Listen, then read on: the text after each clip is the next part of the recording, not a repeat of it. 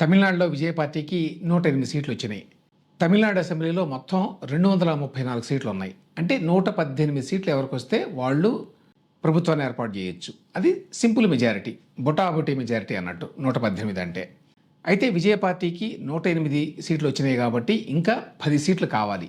So ఈ 10 సీట్లు ఎక్కడి నుంచి రావచ్చు, ఏ పార్టీలు సపోర్ట్ చేయొచ్చు? అతను మోస్ట్ ప్రాబబ్లీ డిఎంకే, ఏఐడిఎంకే జోలికి వెళ్ళాడు అనే విషయం తెలుసు మనకి.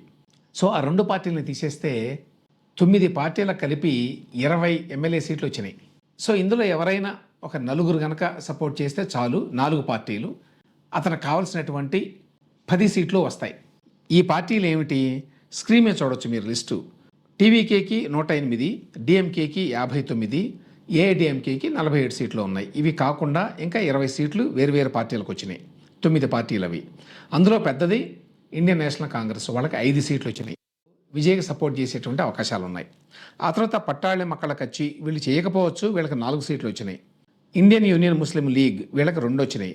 ఇక సిపిఐకి 2, సిపిఎంకి 2, వీళ్ళిద్దరూ కాకుండా వీసీకే అనే పార్టీకి కూడా 2. So CPI, CPM, VCK plus Congress వీళ్ళు సపోర్ట్ చేయొచ్చు అని చెప్తున్నారు. వీళ్ళు సపోర్ట్ చేస్తే 11 సీట్లు వస్తాయి. విజయ్కి అవసరమైంది మినిమం 10 సీట్లు. సో ఆ రకంగా ఇంతవరకు సరిపోతాయి. బీజేపీ కూడా 1 సీటు వచ్చింది. యాక్చువల్గా 3 పార్టీలకి ఒక్కొక్క సీటు వచ్చింది. అందులో బీజేపీ కూడా ఉంది.